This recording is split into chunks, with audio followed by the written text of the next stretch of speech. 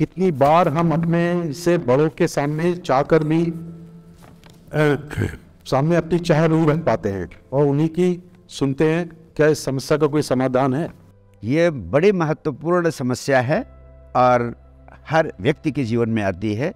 अपने से बड़ों के सामने, चाहे माँ बाप जैसे बड़े हों, चाहे डायरेक्टर साहब जैसे आपके उच्चाधिकारी हों, अपने से उच्चाधिकारी के प्रति, अपने से बड़े पद वाले के प्रति खड़े होने पर कुछ सम्मान बस, कुछ संकोच बस अपनी बात हम नहीं कह पाते। लेकिन मेरा आपसे पूरे प्राणों से यही आग्रह है कि जो आप कहना चाहते उसे कहने में आपको कभी संकोच नहीं करना चाहिए। अगर आप नहीं कह पाते, संकोच करते हैं, रिहर्सल करिए, घर में स्क्रिप्ट बनाइए, लिखिए और पूरी तैयारी कीजिए। अगर आप रिहर्सल करेंगे, स्क्रिप्ट बनाएंगे, 2-3 बार स्क्रिप्ट में संशोधन करेंगे और फिर हिम्मत जुटाएंगे, मुझे याद करेंगे, गुरुदेव ने कहा था कि जो आप कहना चाहते हैं हर हालत में आपको कहना ही है, अपने बड़े तक पहुंचाना ही है, उसे पहुंचाए बिना रहना नहीं है। You are a man.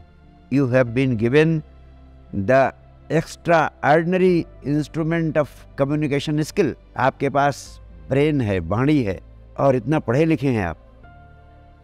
अपने कम्युनिकेशन को जितना क्रिस्प कर सकते हैं क्रिस्प करिए और फिर जाइए और विनम्रता से अपनी बात कहिए।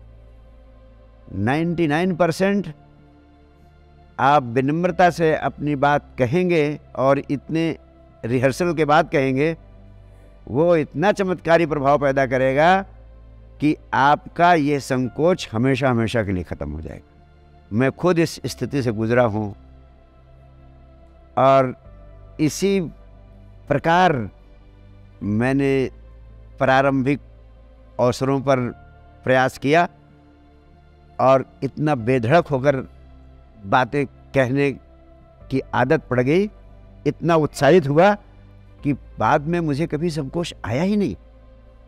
और संकोच करने से बड़ी नासमझी कोई दूसरी हो ही नहीं सकती। और उसका परिणाम ये हुआ, और आपके जीवन में भी इसका परिणाम यही होगा कि आपको अपनी बात कहने के लिए आमंत्रित किया जाएगा, कि घर में आप ही प्रतिनिधि बन जाओगे अपनी बात कहने के लिए।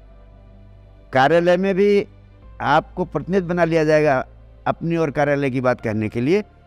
आप इस संकोच से मुक्त हों, संकोच को छोड़ें, विनम्रता से अपनी बात कहें, आपको कभी निराश नहीं होना पड़ेगा। Thank you.